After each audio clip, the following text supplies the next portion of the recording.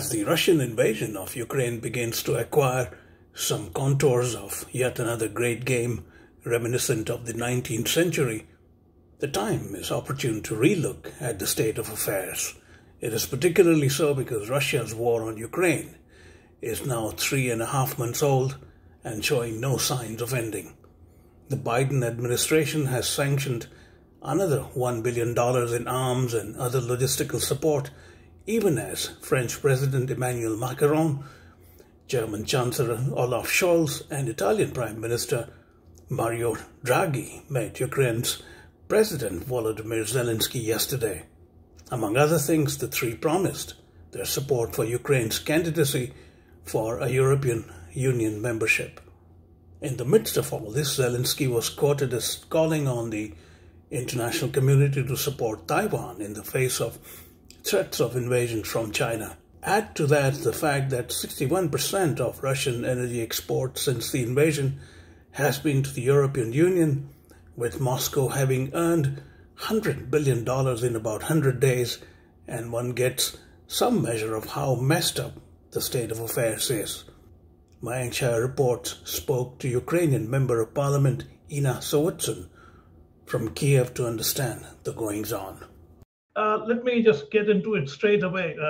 Emmanuel Macron, Olaf Scholz, and Mario Draghi have visited today. What do you make of it?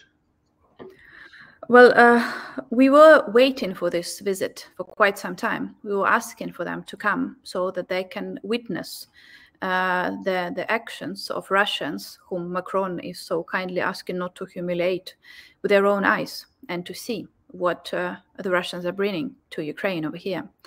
And that is why we think it is important, because I know for sure that even people who were not sure how to treat this issue, how to see this war, once they have seen Bucha, once they have seen Irpin with their own eyes, not pictures, but once they go there, talk to people, see lives shattered, see houses destroyed, that changes their perspective. And that is our big hope, that this will change their perspective and they will realize that this is a huge threat to all of us, and they need to be more active in helping us. What do you expect in terms of tangible consequence of this visit, especially given that Macron has had a direct link with Putin? The first result we already got. Literally 2 hours ago or so, Macron announced that all representatives of the EU member states who were here today, which were 4, they support providing candidacy status to Ukraine, which in itself is a big win because, again, it seems like a technical decision, but for us it's extremely symbolic. It does mean that we are part of the European family, and the European family is willing to take us in. We are not perfect. We need to do lots of homework, as we call it. But once we do that, we would be taken in. As long as other member states do support this decision as well, I think that's a good signal. But of course, the major issue is making sure that we have a country that will be fighting for further membership. And for that, we need weapons. And there was some progress in terms of weapons supply. Macron announced that they will provide some additional heavy weapons that we have been asking for. It's still not enough, truth be told, because unfortunately we need much, much more. But it's, again, some of the tangible results and actually even more important that right. The candidacy status. Speaking of still having the country, Medvedev, the former Russian president, made a rather dramatic statement that within the next 2 years, there may not be Ukraine. How do you react to something like that? I think it's unacceptable. And I think that this just shows the Russian character. And this truly shows their intention. Their intention is not to save people of Donbass. Their intention is to destroy Ukraine. And they want to do this for 2 reasons. Historically, they have been doing everything in their power to destroy Ukrainian as an independent state. For centuries, that has been the case. just in the 20th century, they have killed millions of Ukrainians in the Great Famine in 1932, 1933. But then also before, during the Russian Empire times, they've been doing the same, like forbidding Ukrainian language, forbidding teaching in school in Ukrainian, and so on and so forth. But then also a second reason why he wants that done is because we represent a threat to Russia today, because we are truly trying to build a democratic state where human rights are respected. And that is something that they're very much afraid of, because if we succeed in that, and we are succeeding, because after all, we are in 30 years, we had 6 presidents. Russia had 2.5, if you count Medvedev, which of course was a joke. And that is a threat to him, because then people in Russia, some percentage, very small percentage of those who are still capable of thinking critically, might come up with crazy ideas that maybe we should be building democracy in Russia as well. And that is the second reason why he is attacking us. Getting back a bit to the EU candidacy, how do you think the Kremlin might look at it? Do you think they would choose to treat it as a provocation, or it doesn't really matter to them? They'll pretty much do what they want. I'll tell you this, call it a coincidence, but I do not believe in coincidences, particularly with Russia. But literally within an hour after European leaders arrived in Kyiv, we got air raid alerts all over the country, including Kyiv. And that was Putin's reaction to that visit. Trust me, that was for sure.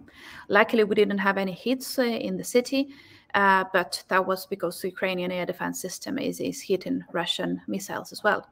But that was his message, and that was his reaction. He is terrified that Ukraine might become part of the European Union and hopefully NATO, and that is why he is reacting as much as he can. So I don't think they will take it lightly, but of course, if that happens, and we very much hope it will, they will try to downplay it and to show that this is a mercy support or something like that. And then they also will continue their propaganda about what they call the European values, which they claim to be something negative. They are using this term, I don't know if that would make sense in English, which is called gay Europe, which is, European values for them is about gays and all that stuff, as they call it. That is what they're fighting against. And that is something that we are, willing to support ourselves. So they definitely will continue to blame Europe for being Europe, but they will try to downplay this result for Ukrainians. I see. I read that 61% of Russian energy exports since the invasion were essentially consumed by European nations, which gave Moscow $100 billion in about 100 days. Yeah. So in a sense, Europe, while pretending to help Ukraine, is financing this war against you. How do you look at this rather weird dichotomy? I think that it is grace, and I think it shouldn't be like this. And unfortunately, the European Union is still unwilling to impose full-scale gas and oil embargo. Even the oil embargo that was imposed was partial because of the objections of Hungary, which of course is in Russian pockets for years now. So of course we're asking for full oil embargo. We understand, truth be told, that in case Europe stops buying Russian oil, they will send their tankers to other states which are willing to buy Russian oil. But it's still important for us, even if they would be getting the money from other states, like China, for instance. But as long as they're not getting their money from Europeans, and European decisions on support to Ukraine are not conditional upon their reliance on Russian energy sources, that is still good enough for us to work. But for that, European Union needs to actually make a stance and say that we would not be buying Russian oil and gas, particularly gas, because with gas, if European Union says we stop buying that, gas pipelines are there. They would not be able to easily change the markets so quickly. Right. So that would actually have a direct economic influence. But if at least we achieve a result where the political decisions of the Western European countries are not conditional upon their understanding of their reliance on Russian energy sources, that will still work. Right. Much was expected of U.S. sanctions on Moscow. But as we read, Russian economy, at least in the short term, has stabilized. Putin's domestic support is reasonably strong, irrespective of what some people might think of the invasion. With that, what is the next step to this war? Well, indeed, Russian economy is holding. I am still seeing some bad prognosis because midterm perspective is still bad, because there were several issues with sanctions which hit Russian economy particularly hard. The sanctions on semiconductors, the sanctions on electronics being delivered to Russia, those are actually smaller technical sanctions, but they actually mean that Russian industry would not be able to produce a vast variety of products that they have been producing before. Because yes, they can do the hardware, but they were not able to produce electronics. So once they stop getting that, they would not be able to produce many more commodities as they have been before. So there will still be an effect, but of course it was not that big as it was before. It's interesting to see that some of the sanctions, which were slightly,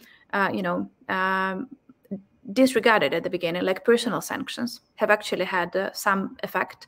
We have seen already, you have mentioned Medvedev and his hysterical Twitter, let's put it this way. Once the sanctions against his son were introduced, his son, who for some reason is living in San Francisco, and he had to leave the country, then he went completely nuts on Twitter, because apparently the Russians are supposed to be living in Siberia, but Medvedev's son is supposed to be living in San Francisco. So that has an effect, and I think that should keep on going, even if it doesn't have a direct effect on Russian economy. We had discussed this a bit last time. I'm still curious about how you view, we are in the almost 115th day of the war. It's beginning to seem that there is a new great game unfolding between the West and the United States, the Russians/China. And Ukraine is sitting in the middle of it. And at some point, maybe even Taiwan might get co-opted.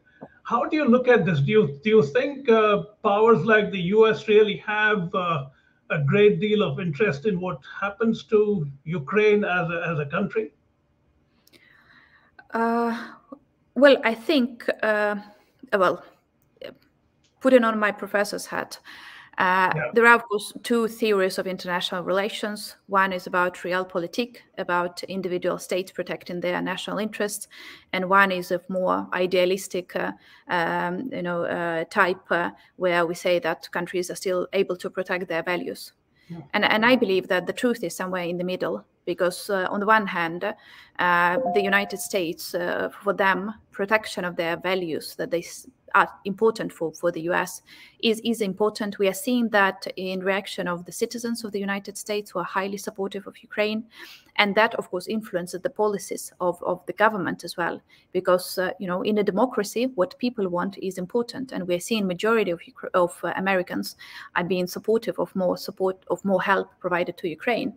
So that is at place. Right, so this Kantian perspective of idealist perspective is at play. But then, of course, there are national interests, and we again understand that. We understand that yes, there are national interests of the United States. We are happy that today the national interests of the US coincide with the Ukrainian interests. But of course, the United States wants to achieve both goals. On the one hand, not to allow for authoritarian regimes to grow. And not to allow for other, economic powers to grow as well. And yes, that's part of the game. We are not naive. We understand that. But we very much hope that democracy will deliver, that democracy in the United States will deliver and will, benefit Ukrainian side, who is also fighting for democracy now. Right. A particular question that often doesn't get addressed to the extent it should, and I speak in the specific context of the US giving $1 billion more in terms of arms, etc. What happens in America is that essentially the military-industrial complex is getting a fantastic ride out of this war. But I'm not too sure in the immediate terms Ukraine is able to hold because of that kind of infusion. But long term, how do you see a country being turned upside down by the infusion of such weapons, like it happened in Afghanistan, for instance? We talked about it last time a bit. The good part is that, unlike Afghanistan, we do not really have aggressive military groups which are willing to take over the power or which are willing to, to do anything against the government. So on our side, it's the official governmental army. We do not have any divisions inside, and then it all is going to official army divisions. Even people who are volunteers, they still sign up. They sign the contract. They're part of the official army. So the only risk that there is, of course, that Russians can grab some of the tanks or some other weapons and then try to sell it or use it. But we're doing that with their weapons as well. We are, taking away their tanks as well and using them against them. Right. So I don't think that this. Again, I'm not a huge fan of weapons. I don't like weapons. I don't think that there should be lots of weapons on the streets. I'm very much concerned about growing, militarization of the internal policy. I don't think that is the right approach. But right now, for us, weapons is the way to survive. Right. So we don't really have a choice in that. Right. But the Lend-Lease deal suggests that once we win, the weapons that have been provided would be sent back. We are willing to do that. Okay. I read that some 20,000 people have died every month because of the war, which is a huge number. I mean, you're talking about nearly 70,000 people having lost their lives essentially for the hubris of one man. What does it do to Ukraine's morale after 3.5 months, nearly 4 months? Well, it's very difficult to comment on that for me today, because the day after tomorrow, on Saturday, I'm going to a funeral of my friend's son who was killed. Oh, I'm sorry. I'm sorry. I apologize. And no, it's part of life now. And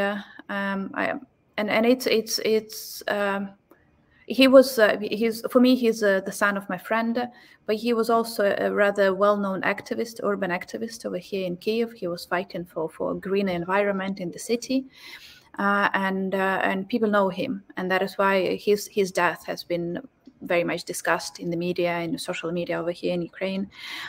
And I'm seeing the reaction of the people to his death. In particular, his name is Roman Ratushny. His name was Roman Ratushny.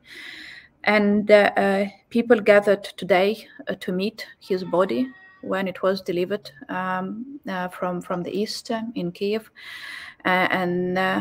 People are recognizing him and other heroes.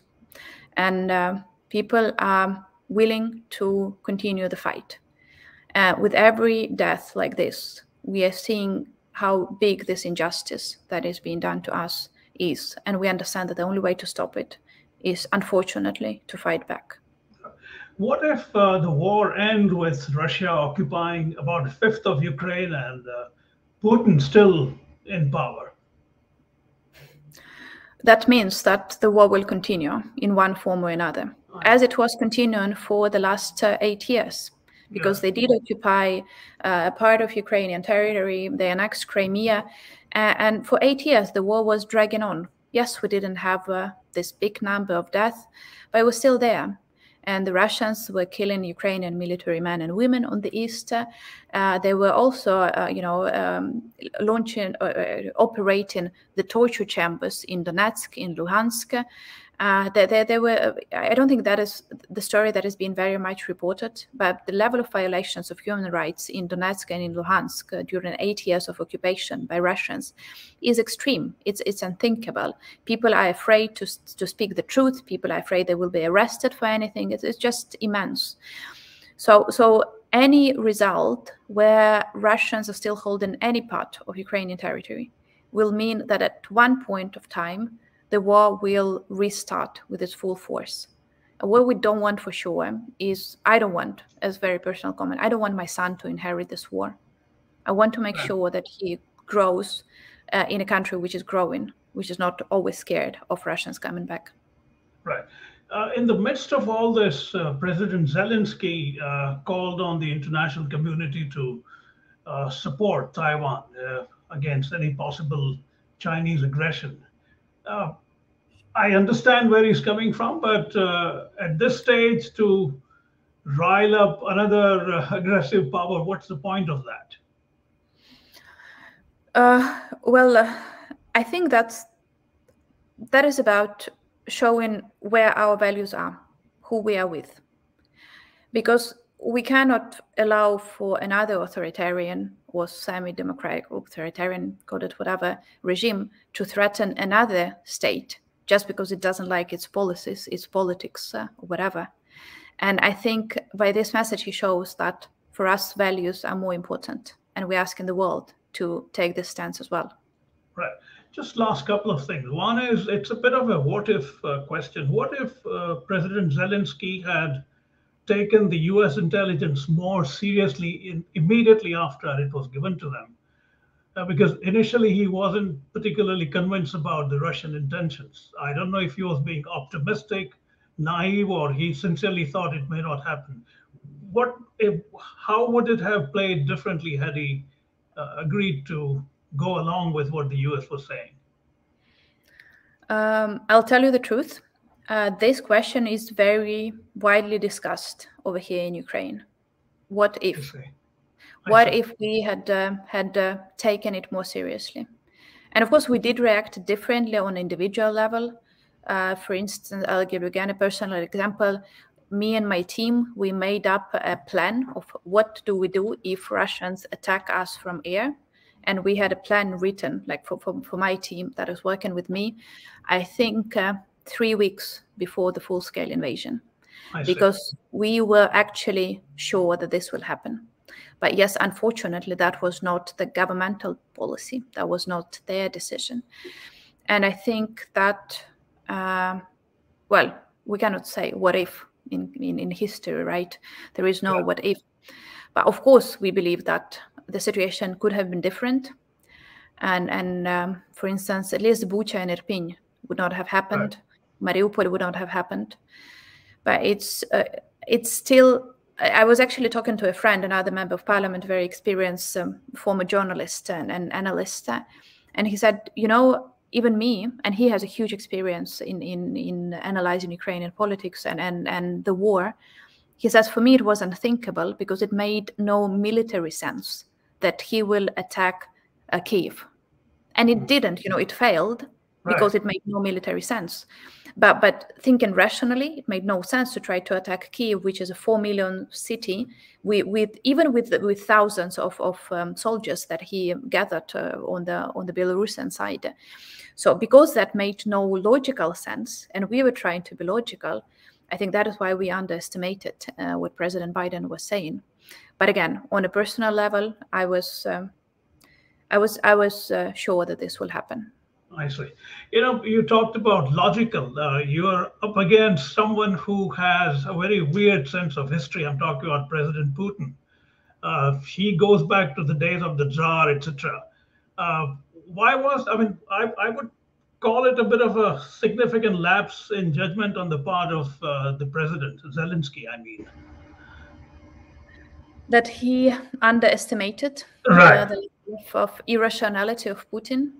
Yeah, but I think it's very difficult to judge the actions of irrational men, right? It is very difficult. Like how do you do that? You can never imagine what is going on in a psychotic head. I think that more attention should be paid, should have been paid to that. And to conclude, rumors about Putin's health continue to swirl around, including that he has Parkinson's or cancer. Now, his demise cannot be a strategy for something like this. Irrespective of what his health is, how would you see this playing out in the next few months? Well, you remember when they had, when the early March, they had the celebration in a stadium, and at some point, for some reason, the broadcasting has stopped and Putin disappeared from the screens. I'll tell you for sure, every single person in Ukraine thought the same. Maybe he was shot. And we really hoped for that. We really hope that he dies sooner rather than later, because we understand that Russia as a state is still a threat to us. But after he's dead, there will definitely be a fight for power, and that will weaken Russians' resolute. And it's impossible to conduct a full-scale war while there is fight for power inside Kremlin. So that is a hope, but hope is a very bad strategy. So we have to be realistic and to think strategically, and to think that, the rumors that he has cancer are rather well founded. So that is probably true. But we realize that even with cancer, his prognosis can be 2-3 years. So that is the timeline that we should be keeping in mind.